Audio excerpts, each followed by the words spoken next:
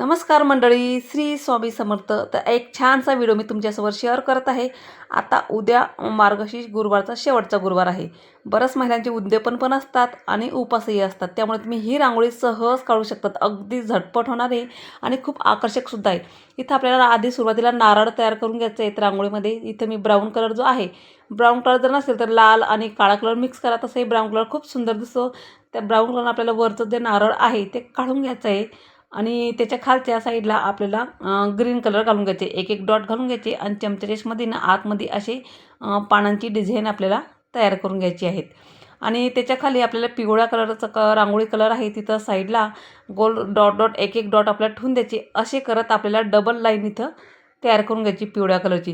खूप सुंदर दिसते. उद्या झटपट होणारी ही रांगोळी तुम्ही सहज काढू शकता. शेवटचा गुरुवार असल्यामुळे तुम्ही दारासमोरही काढू शकतात किंवा देव्हाऱ्यासमोर जिथं पूजा मांडतात तुम्ही तिथंही ही रांगोळी काढू शकतात. आता खाली मी पिवळ्या कलरचे डॉट ठेवले डबल लाईनमध्ये. नारळाचे वर जे आहेत ना तिथं आपल्याला पांढऱ्या रांगोळीनं एक एक टिपका ठेवून द्यायचे. असे डबल लाईनमध्ये आपल्याला हे करून घ्यायचे. म्हणजे आपल्याला गजरे तयार करायचे देवीचे, म्हणून आपल्याला इथं मी पांढऱ्या कलरची रांगोळी आहे ना तिथं मी एक एक डॉट ठेवून दिले. तुम्हाला असे नसेल काढायचं तर तुम्ही डायरेक्ट चाळणीच्याच मदतीने पूर्ण सर्कलमध्ये करा ना आणि अगरबत्तीची काळी किंवा काट्याचे चमच जे असतं ना ते ना आतच्या साईडनं बाहेर ओढून घ्या. म्हणजे असेही गजऱ्यांचा आकार खूप सुंदर दिसतो डिझाईन त्यामध्ये. इथं मी अगरबत्तीची काळी घेतली आहेत आणि त्याच्या साईडला जे डॉट डॉट ठेवले आहेत तिथं एक वरच्या साईडला आणि पुन्हा एक खालच्या साईडनं अशी दोघी साईडला आपल्याला एक एक डॉट लांब सडक लाईन ओढून घ्यायची. म्हणजे आपल्याला एक गजऱ्याची डिझाईन आपल्याला या रांगोळीमध्ये तयार करून घ्यायची. नारळाच्या वर जे गजरे लावतो आपण देवीला त्याच पद्धतीनं आपल्याला इथं गजरे तयार करून घेते. रांगोळीमध्ये वरच्या वर सेंटरला मी मधोमध इथं लाल कलर घेत आहेत. लाल आणि केशरी कलर मिक्स केलेला आहे मी तो, म्हणजे उठून दिसतो. आणि नारळाच्या वर आपल्याला हळदी कुंकू म्हणजे लाल कलर आणि पिवळा कलर घालून घेतला आहे. खालच्या साईडनं जे आहेत ना आपल्याला साडीचा आकार द्यायचा आहे. दोघी साईडनं हिरवा कलरची अशी लांब सडक लाईन म्हणून घेतलीत मी साडीच्या आकारासाठी. तिथं आपल्याला हिरवा कलर म्हणून घेतला आहे. तुमच्याकडे हिरवा कलर जर नसेल तर बॉटल ग्रीन कलर घ्या किंवा कुठल्याही शेडमध्ये घ्या, कारण आपण त्याला थोडंसं शेड तयार करून घेणार आहेत. खालच्या साईडनं जो डार्क ग्रीन कलर आहे ना तो आपल्याला घालून घ्यायचा, म्हणजे एक शेड दिसतोय त्याला आणि खूप सुंदर दिसते. अशा प्रकारची साडी आपल्याला दोघी साईडनं आपल्याला बॉटल ग्रीन कलरनं शेड तयार करून घ्यायची. खालच्या साईडनं मी जसं हाफ सर्कलमध्ये डिझाईन तयार करून घेतली म्हणजे काठावर, आणि तिथं आपल्याला लाल कलरची बॉर्डर तिथं करून घ्यायची. त्याच्याच खाली पिवळा कलर जो आहे पिवळ्या कलरने सुद्धा आपल्याला एक एक लाईन ओढून घ्यायची. आणि जी ग्रीन कलर टाकला तर आपण तिथं लांब लांब लाईन आपल्याला डार्क ग्रीन कलरनं ओढून घ्यायची, म्हणजे उठून दिसतात ते. तिथं आपल्याला एक एक मणी किंवा तुम्ही पांढऱ्या कलरचा टिपका जरी ठेवला ना तरी खूप सुंदर दिसते ही रांगोळी. तर माझ्याकडे मणी आहेत तर मी तेच मणी इथं ठेवत आहे, म्हणजे खूप सुंदर दिसते अशा प्रकारची ही रांगोळी साडीमध्ये. तर अशा संक्रांतीच्या वेळेस पण आपण साडी वगैरे केलीत ना तुम्ही अशी मणी तिथं ठेवू शकतात.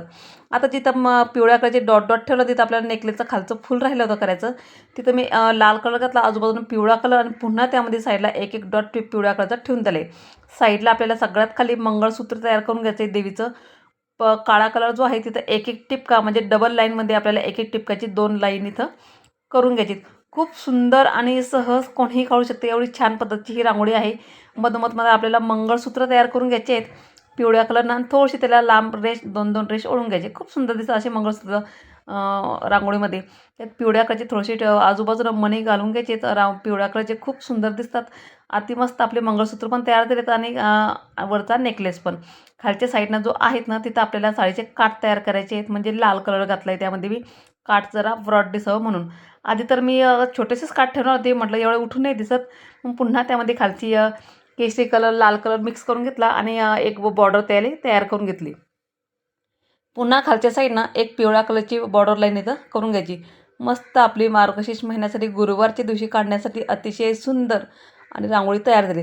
आता माझ्याकडे POPची पावलं आहेत, पण म्हटलं पूर्ण रांगोळी आपण रांगोळी कलरमध्ये केली तर लक्ष्मीचे पावलं पण आपल्याला रांगोळीमध्येच करायचे, म्हणून मी काळा कलर घेतला आहेत खाली आणि त्याचे पावलं आपल्याला तयार करून घ्यायचे. मी लक्ष्मीची पावलं ठेवणार होती पण त्यापेक्षा हे पावलं छान दिसतात रांगोळीमध्ये म्हणून मी हेच घातलीत. आणि ते वरपर होती माझी, म्हटलं त्याला आता हेच पावलं आपण इथं काढावी. खूप सुंदर दिसतं असे पण काळा कलर घालून घेतला आहे आणि आजूबाजूनं ग्रे कलरनं आउटलाईन आपल्याला तयार करून घ्यायची. आता मधोमध त्याला पायामध्ये आपल्याला जोडवे तयार करून घ्यायचे पांढऱ्या रांगोळीनं आणि मधोमध सेंटरला एक स्वस्तिक तयार करून घ्यायची. खूप मस्त आणि सुंदर रांगोळी आपली तयार झाली. मार्गशीर्ष महिन्यासाठी उद्या लगेचच काढा तुम्ही ही रांगोळी. अशी सुंदर रांगोळी डिझाईन आहे. तुम्हाला माझी रांगोळी आवडली असेल तर एक लाईक नक्की करा आणि फेसबुक इंस्टाग्राममध्ये पेज नक्कीच फॉलो करा. चला तर भेटूया पुढच्या व्हिडिओमध्ये. तोपर्यंत धन्यवाद.